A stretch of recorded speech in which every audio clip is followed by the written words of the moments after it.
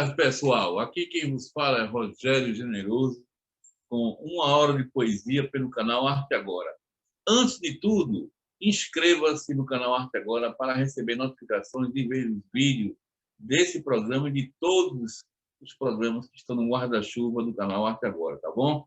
Hoje traremos para uma conversa Marcelo Renan Souza. Marcelo Renan, ele é historiador de formação, coordenador do Patrimônio Imaterial da Fundarp, também é doutorando pelo Programa Multidisciplinar de Cultura e Sociedade da Universidade Federal da Bahia e está aqui para nós para debater um pouco sobre poesia. Inusitado. Marcelo ainda não é um poeta estabelecido. Isso a gente vai descolar agora e decolar com esse programa. Chega aí, Marcelo. Olá, Rogério. Tudo bem? Muito obrigado por me receber no programa. Muito obrigado pelo convite. Que bom. Eu que estou lisonjeado, né, Marcelo? Marcelo, aqui é um programa que quem manda é o entrevistado, certo? Mas a primeira pergunta é sempre minha, o entrevistador. Marcelo, o que é poesia para você? Rogério, como a gente já conversou em outras ocasiões, essa é uma pergunta que ela gera muito mais perguntas e desdobramentos do que uma resposta precisa, né? E da minha parte, assim, eu vejo a poesia no sentido aquilo que provoca o sentimento, aquilo que provoca o questionamento, aquilo que causa, né, nos sentidos alguma alteração que mexe com a normalidade ou com aquilo que a gente entende como normalidade. E eu falo dessa forma porque a gente pode interpretar, né, a poesia tanto a partir da leitura dos textos escritos, a gente interpreta a poesia na oralidade, a partir da poesia falada, né, da oralidade que a gente em Pernambuco tem inúmeros exemplos, né, de tradições culturais, né, que usam da poesia, né, nessa questão oral. A gente utiliza a poesia visual, né, e isso já é um gênero literário, um gênero artístico também consolidado, né, consagrado, mas a poesia visual também é feita por não poetas, né, por pessoas que muitas vezes provocam essa sensibilidade no outro a partir de uma alteração da normalidade. E eu vejo a poesia nesse sentido, né, para além do cânone, para além daquilo que é determinado, né, dentro da literatura, né, dentro dos conceitos acadêmicos, eu entendo dessa forma a poesia. E o fazer poesia é um outro desdobramento, né? E aí você me convida para falar justamente, né, desse fazer poesia quando eu não me considero ainda um poeta, justamente porque as editoras ainda não me consideram um poeta, justamente porque eu ainda não estou publicado, né? E esse fazer poesia ele pode se dar justamente a partir de diferentes experiências, né? Diferentes experimentações de cada pessoa. Não sei se eu respondi Pois você. é, Marcelo. Pobre editora, que não o reconhece como um poeta. As edições Moinho fazem parte do guarda-chuva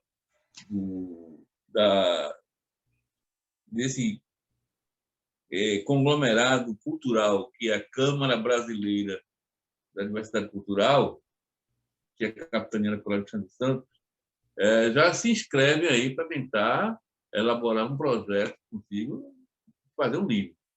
A gente vem conversando, né?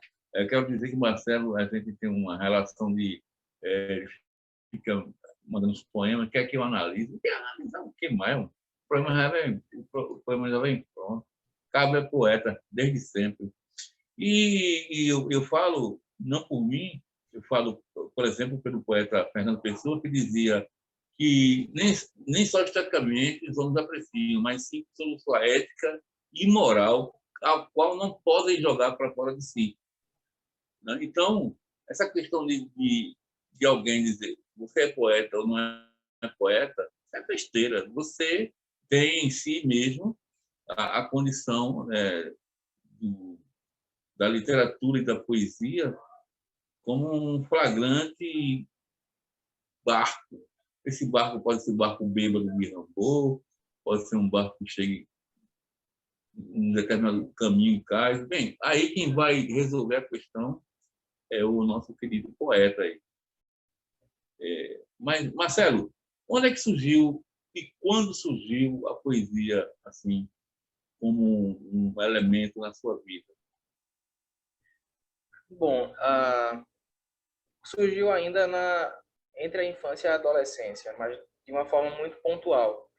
Ainda na escola, né, eu sempre fui um apreciador tanto da literatura, né, do conteúdo, né, da literatura dentro das aulas de português, dentro da construção, né, do ensino formal, e da história, né? E na história também sempre fez referência aos movimentos artísticos, aos movimentos estilísticos.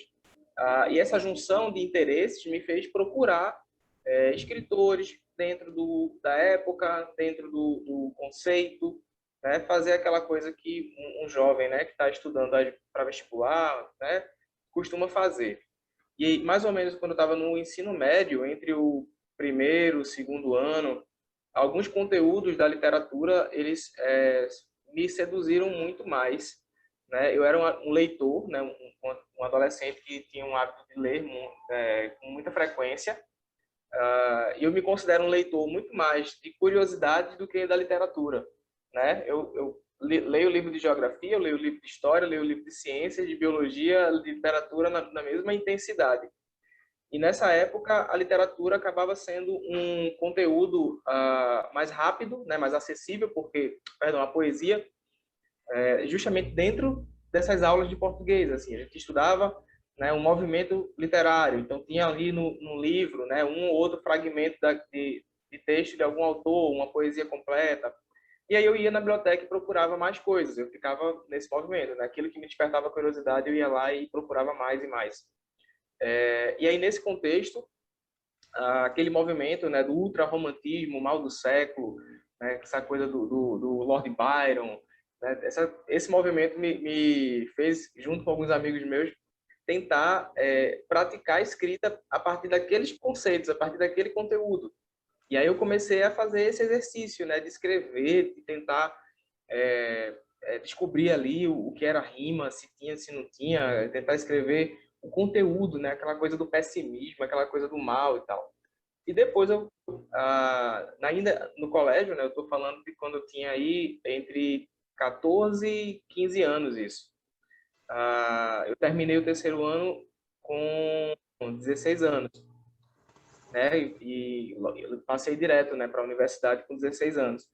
Então, nessa época, a poesia ela acabou me seduzindo nesse sentido, né, de me provocar a escrever ou falar de alguma coisa quando eu não falava daquilo em outros contextos, né? E fiquei, né, nessa época, né, fazendo isso muito como um exercício de escrita, um exercício escolar. Depois de um tempo, quando eu já estava na universidade, e simultaneamente a isso, nessa mesma época, eu estudava música. Então, eu tinha uma vivência nas artes, uma vivência muito grande, né, nas artes desde a infância. Então, eu estudava música, eu fazia curso, passei para o Centro de Criatividade aqui na Rua da Aurora e conciliei, né, o estudo de música com o início da graduação em História. Nessa época, eu realmente parei de escrever, parei porque, de fato, né, eu estava vivendo tantas outras coisas que aí a literatura acabou ficando secundarizada na minha vida.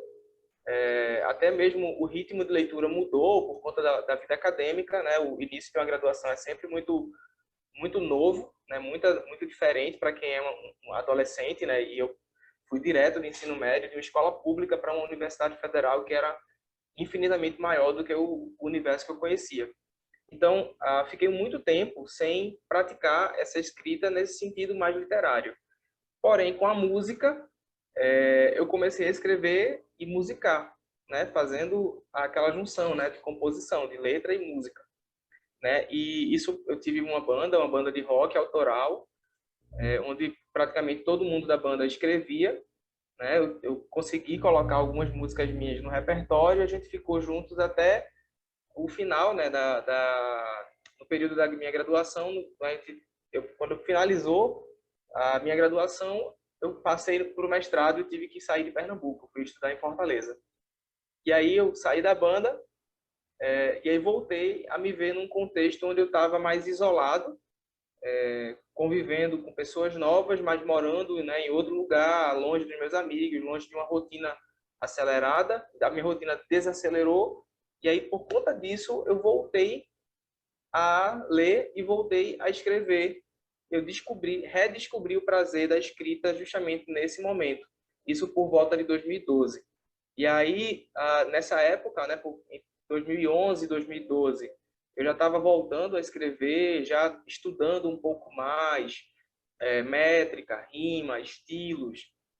Fui estudar um pouco do cordel para entender essa dinâmica, né? Eu trabalho com cultura popular há muitos anos, então acabou se tornando algo natural, né? Entender melhor esse movimento. E aí eu exercitava, né? Novamente aquela coisa da escrita enquanto exercício. Exercitava, escrever qualquer assunto, né? Uma galinha comendo milho, ao menino na rua, eu escrevia qualquer assunto para tentar exercitar métrica e rima. E aí disso eu voltei, né, a escrever, voltei a praticar, voltei a escrever também, né, dentro de uma perspectiva mais íntima, e compartilhava com um irmão, né, meu irmão mais velho, que hoje mora no Rio Grande do Norte, que também é um leitor, escreve também, precisa também guardar, né, os textos, mas ele tem essa prática. Foi com ele que eu conheci também, né, muita coisa de literatura, muita coisa de música. Outros amigos que escreviam, né, também, que escrevem, e aí eu comecei a compartilhar. A gente mandava por e-mail, né, por internet, e as pessoas começavam a comentar o texto do outro. E aí, com isso, meu irmão sugeriu eu fazer um blog, né? Você coloca num blog, que aí fica visível, a gente pode procurar voltar a ler em outro momento.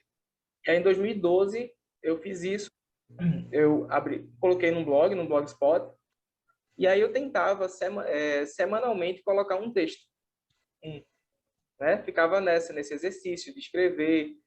Aí, geralmente, na semana, eu escrevia mais de um e escolhia um para colocar no blog e ficava nessa. E esse contato, né, com a escrita me fez procurar ler mais poesia, procurar outros autores, procurar entender melhor, né, os estilos, os formatos. E aí foi a partir daí que eu voltei a exercitar essa escrita, né? Eu posso dizer que de 2012 para cá, né, eu tive algumas interrupções, alguns retornos, e aí nesse tempo a gente ainda tem muito assunto para falar. Mas foi assim que eu comecei e recomecei a escrever. Bacana, né, rapaz? E assim você já é um multiartista, né? Pegando Né? música, a literatura, mas você disse que abandonou um tempo a literatura, mas a literatura nunca te abandonou, né? Ela embrenhou-se na sua composição, né? Um poeta, às vezes, é meio arrogante. Ele disse que todas as artes precisam de poesia, mas na poesia se basta. Não sei até que ponto isso é, mas enfim. Mas a poesia, na sua composição, essa sua pesquisa, que ajudou muito, é porque a música, né, que eu vejo, assim, ela precisa muito da métrica, né, para o descompasso, pá, pá. Aí tem autores, até Chico Buarque, uma das músicas, ele fala, né, que faz muita redondilha, né? Redondilha, geralmente redondilha maior, que são 7 sílabas métricas ou poéticas. Isso também, essa sua pesquisa foi para a tua música também, assim? Essa descoberta da métrica, da rima, né? Há autores, compositores que não utilizam muito, mas enfim, Djavan, por exemplo, não é uma escrita, eu não vejo muito metrificado, mas tem lá, né? Suas rimas aí também. Pronto, na música foi um pouco diferente, né? Cabia, cabia muita coisa, né, do exercício, né, de metrificação, de rima, mas pelo estilo mesmo da banda, era uma banda de rock que tinha uma leitura muito dos anos 80, né, do rock nacional dos anos 80 e início dos anos 90. A gente fazia, né, músicas, um estilo, né, musical que se aproximava muito disso. E, de certa forma, era bem quadradinho, né? Tinha muita estrofe, refrão, estrofe, né? Estrofe quadradinho, assim, com a métrica bem certinha. Então, eu acabava praticando muito dessa maneira, né? Porque o estilo musical exigia que a letra fosse uma letra muito concisa. E isso, inclusive, era um assunto que eu debatia, né, com os meus amigos da época, os meninos que tocavam comigo, né, amigos até hoje, e que eu sempre ouvi e convivi em outros cenários que não o do rock. Né? Apesar de ouvir rock desde criança, sendo adolescente, meu pai trabalha com música, né? Trabalhou com música por muitos anos, em eventos, e a gente, né, colocava equipamento de som, e eu acompanhava e eu vi todo tipo de cenário. Né? Eu via festa junina, eu via casamento, batizado, culto evangélico, eu via festa de pagode, carnaval. Então, eu tinha um ouvido muito amplo, com muitas referências. Né? E no rock você acaba tendo referências, mas dentro do mesmo estilo, né? Acaba sendo um negócio muitas vezes muito repetitivo. E eu queria exercitar isso de outra forma. Então, o que eu não conseguia colocar na música, porque a música me exigia que a gente escrevesse e tocasse de uma forma, eu colocava na poesia. Então, por exemplo, né, fazer uma décima de cordel, né, um martelo, consegui escrever, mas eu nunca ia caber naquela composição, naquela banda que eu estava naquele momento. Se fosse em outro projeto musical, se fosse em outra banda, talvez coubesse, né? Que fundisse outros estilos, que trabalhasse com uma poética mais aberta, com a música, né? No sentido mais elaborado, né? Mais desconstruído de refrão, de estrofe, talvez coubesse. Mas ali naquele momento não. Então foi um contraponto, né? Eu praticava as outras coisas nesses outros ambientes, né? Era justamente o ambiente da escrita, né? Da poesia. A estilos de rock, né? Eu também fui roqueiro. Eu fui roqueiro. Eu roqueiro e Não trabalhei foi na não, equipe. foi não. É como a É. literatura. A literatura nunca levantou, Trabalhei no também na rock também equipe. não. Olha, teve uma similaridade. Eu trabalhei na equipe de som também. Uma equipe de som que só tocava rock mesmo, nas festas. Não chamasse para outra coisa, não. O dance, essas coisas, não rolava, não. Era só rock. E aí eu gostava mesmo do barulho, de Motorhead e tal. Alexandre, que está lá na retaguarda, que é o nosso. Gosta, é bitomaníaco. Né? É bitomaníaco. Mas Alexandre é um velho já. Enfim. Mas vê só, pensando aqui bem, Marcelo, tu está embromando demais. Está embromando demais. Tu é um fingidor. A gente quer ouvir uma poesia sua. Você Manda falou aí do, para a gente. você Manda falou para do ver. fingidor. Hum. Deixa eu pegar um aqui que tem Para relação lá, minha. diretamente com o que você acabou de falar. Tem uma, né, que eu escrevi justamente fazendo um diálogo entre Fernando Pessoa e Vinícius de Moraes. Não sei se deu Quer que certo, rola, né? rola o uísque? Tem que rolar o uísque. Tem que rolar o uísque, né? É, E dizia aí, que o melhor amigo do homem é o uísque. o poema é assim. O título do poema é Nem Vininha, como era conhecido Vinícius, nem Pessoa. E diz assim: poetas falsos falam de amor, poetas de verdade o sentem. Poetas falsos falam a verdade, os verdadeiros mentem. Ai. Poesia é PhD, né? Ela diz tudo ali, bem conciso, concentrada, como diria Carlos Drummond. Aliás, Carlos Drummond foi o meu primeiro poeta que me tocou. Né? Eu estava fazendo a terceira série primária, cara. Acho que era a terceira série primária. E tinha lá os canos, né? Eu citava uns poetas, tal, como você bem falou, né? Na escola. E ao ler Caso Pluvioso, de Drummond, aquilo me afetou de um jeito. Foi horrível e belo ao mesmo tempo. Horrível para o menino que não entendeu nada. Né? Porque Drummond criava neologismos, Drummond rimava internamente. Ele bagunçou minha cabeça, velho, de um jeito que deu o que deu. Enfim, eu não virei poeta ali, cara, óbvio. Mas, aliás, eu sou um poeta tardio. Comecei a escrever autoralmente bem tarde. mas ficou, não saiu da minha cabeça, nunca mais aquele poema. Caso Pluvioso. Recomendo aqui aos nossos. Ler Caso Pluvioso. Marcelo, eu tenho tido o prazer de receber alguns textos teus, né? E tenho acompanhado que você mantenha uma unidade, né?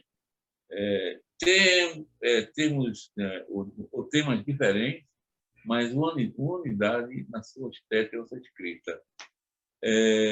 E desde o poema de 2014, você me mandou, 16, 17, até um dia antes de ontem, que você me mandou, eles têm cada vez mais se concentrando, cada vez mais a mancha gráfica ela vem diminuindo e o que está na mancha vem aumentar, tem sido aumentado em conexão, em amplitude. Como é que você vê essa sua experiência? Bom, eu acredito isso, Rogério, a dois fatores. Primeiro, quando eu comecei a escrever e comecei a praticar, né, a escrita, né, pensando a escrita para a poesia, eu acredito que eu tenha feito um caminho um tanto radical, né, de estudar métrica, formato. Claro que eu não sou um conhecedor profundo disso, mas eu comecei na adolescência, eu comecei um jovem, e isso estava muito claro para mim de que eu precisava entender o caminho, né, o processo, né, o que é escrever, né, de que forma escrever, quais são os estilos, como construir um texto.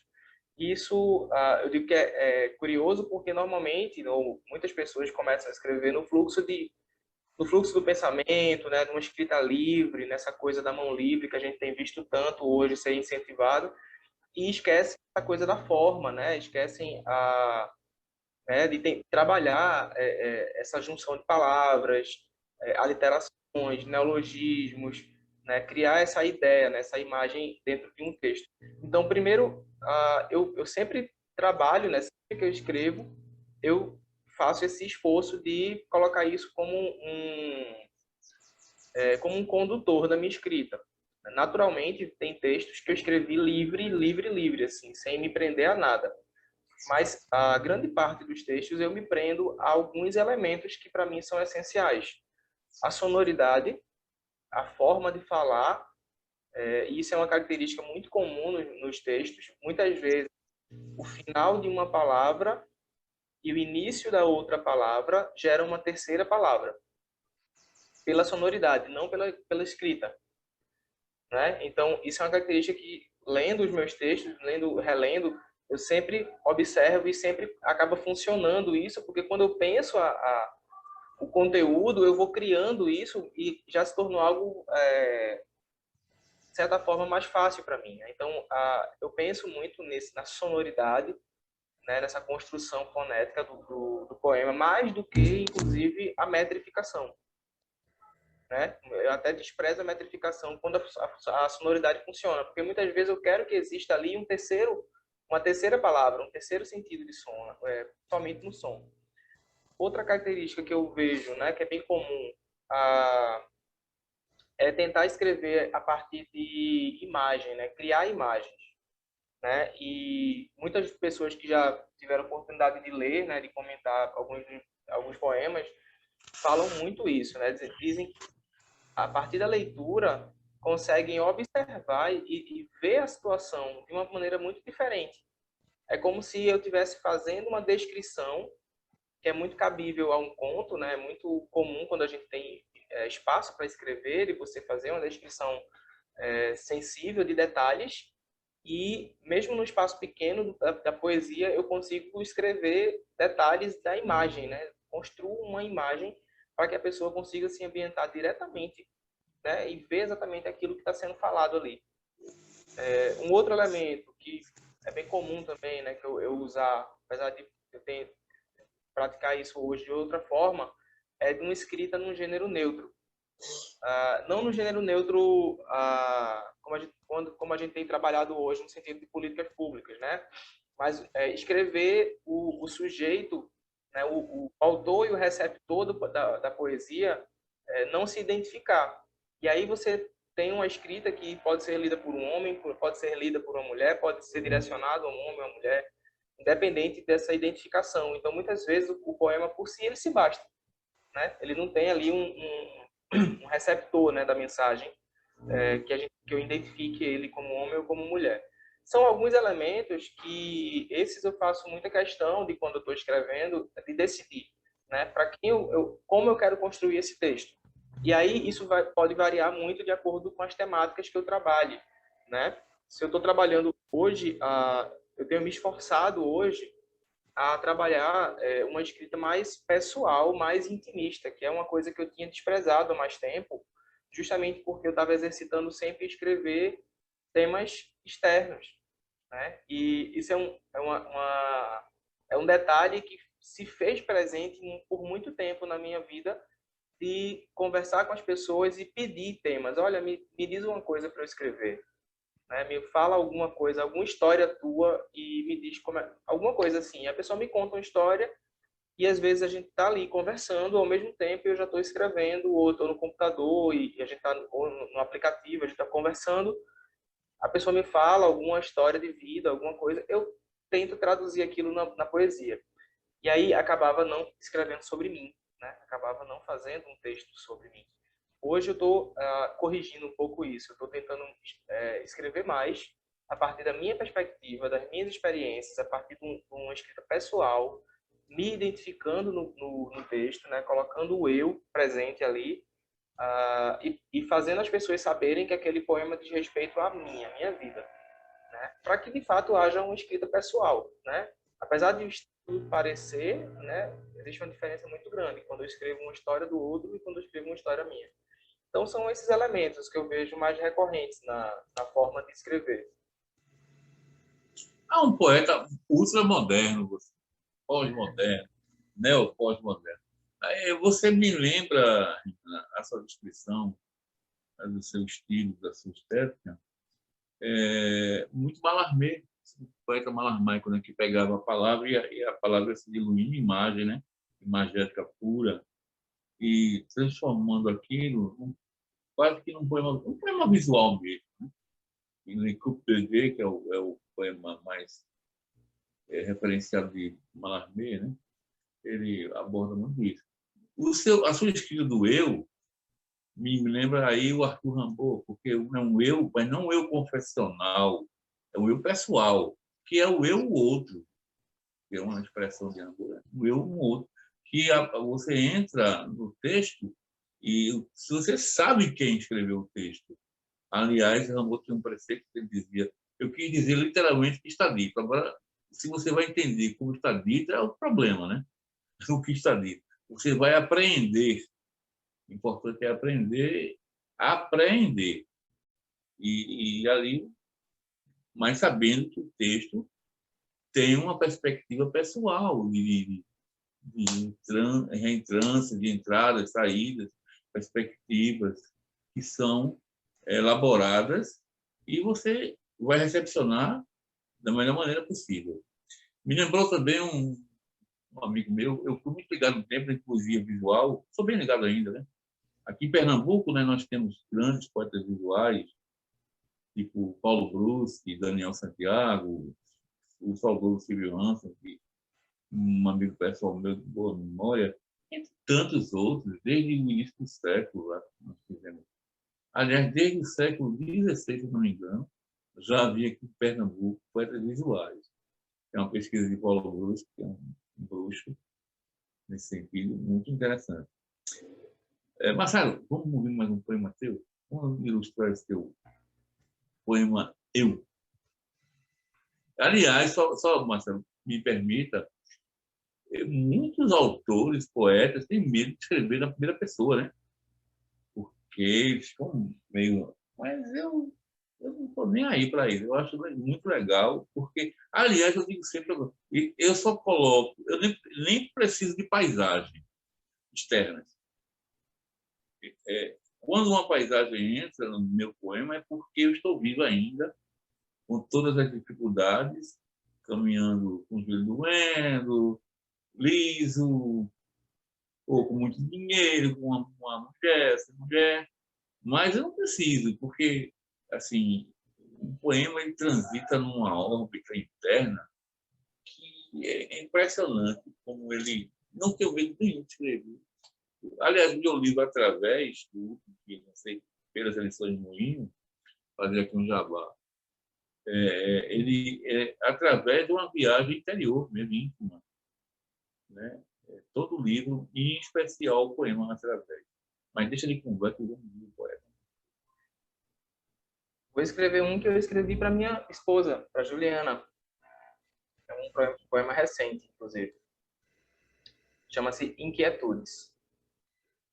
Toma-me como teu par, quando a paz for pouca, no juízo, no calor dos dias, dos pensamentos, das dúvidas e dos anseios, por amanhãs mais, limpos em nossa passagem.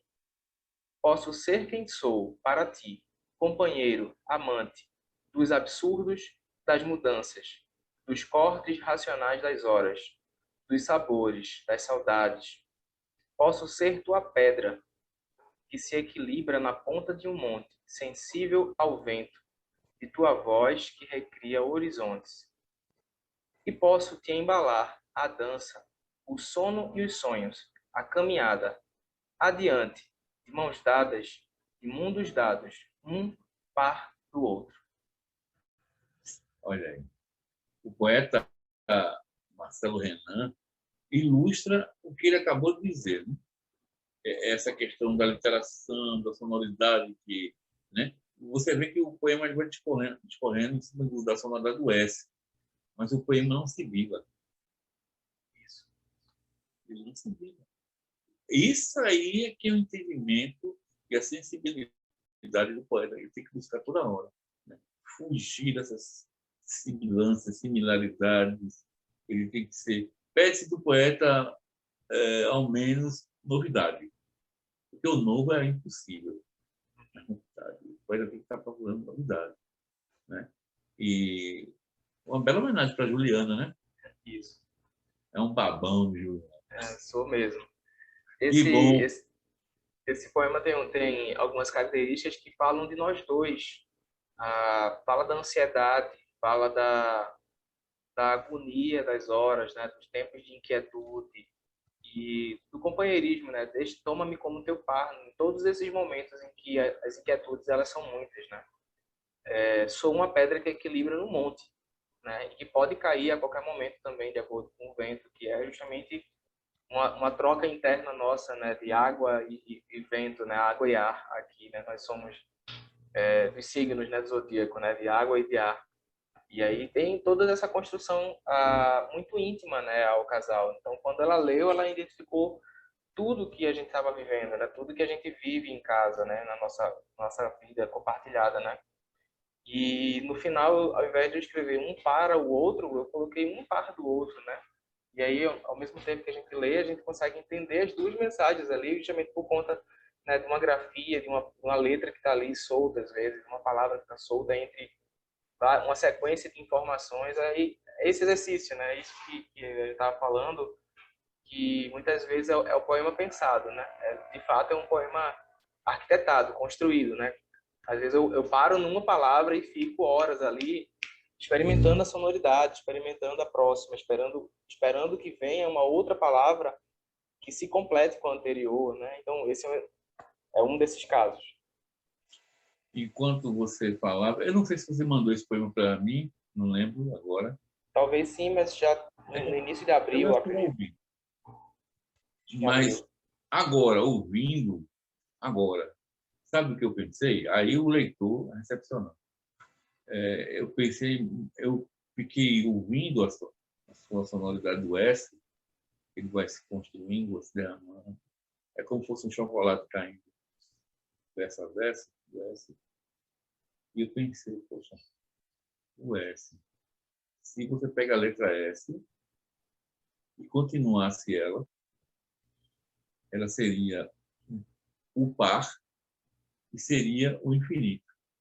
Isso. O infinito. O 8, que é o número infinito. Né? Eu imaginei isso visualmente.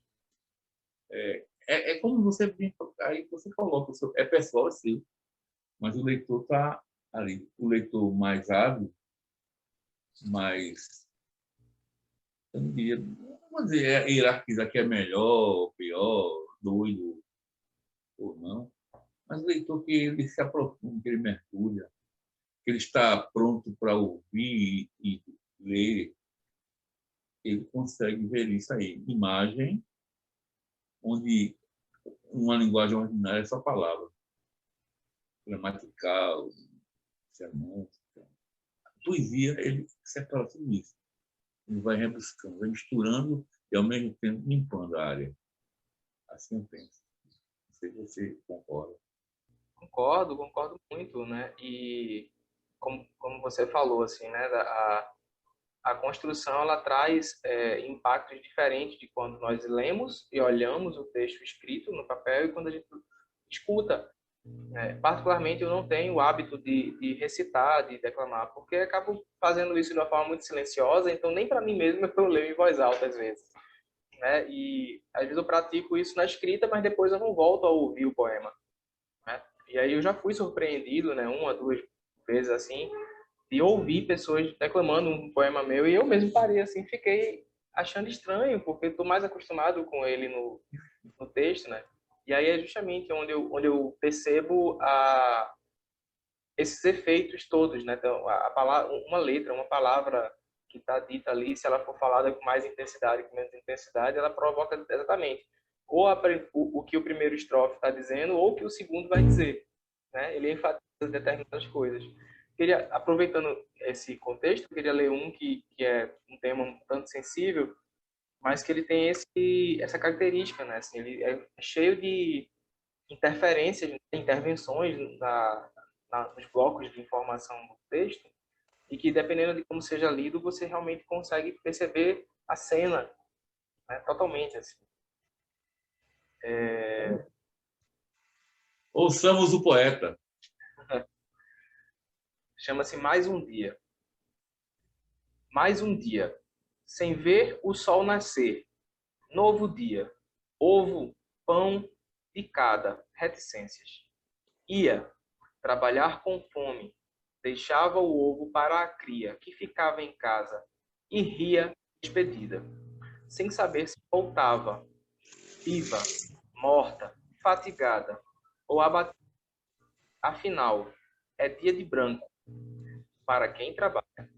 Sentado à mesa posta, não ir trabalhar, abrir o jornal e pedir o café à preta, sem saber seu nome, por mais um dia.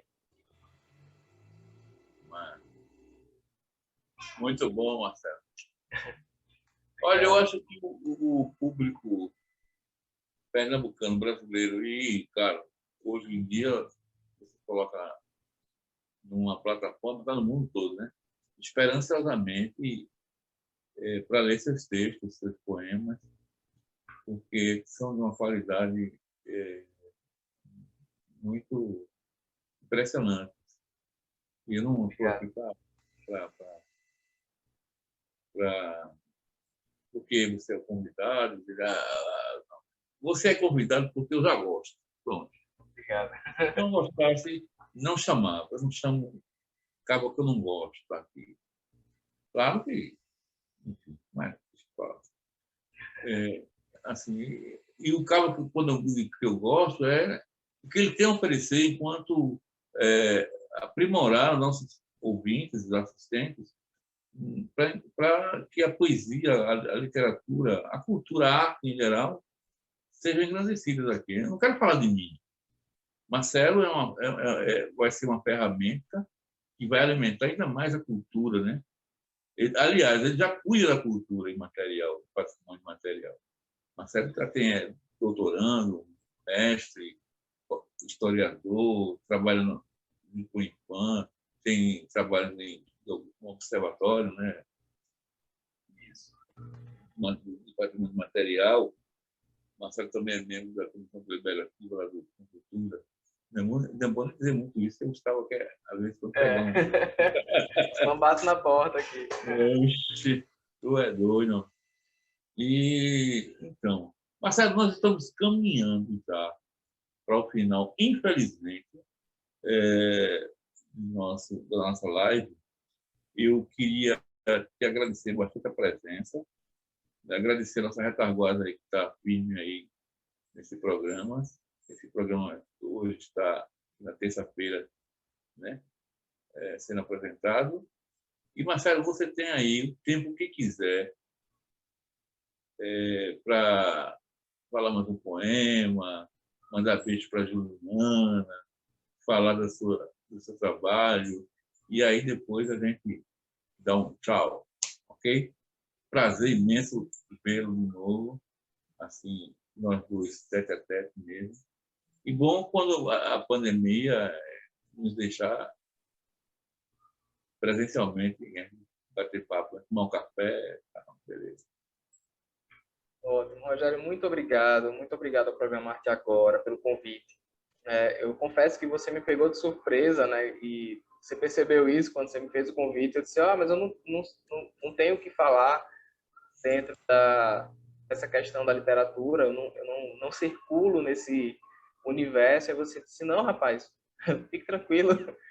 Né? E eu cheguei aqui ainda muito em dúvida, né, do que é que eu ia falar, e eu percebi que eu tenho algumas coisas a falar, justamente porque você me provocou a refletir sobre o que eu tenho feito enquanto escrevo, não enquanto escritor, mas enquanto escrevo.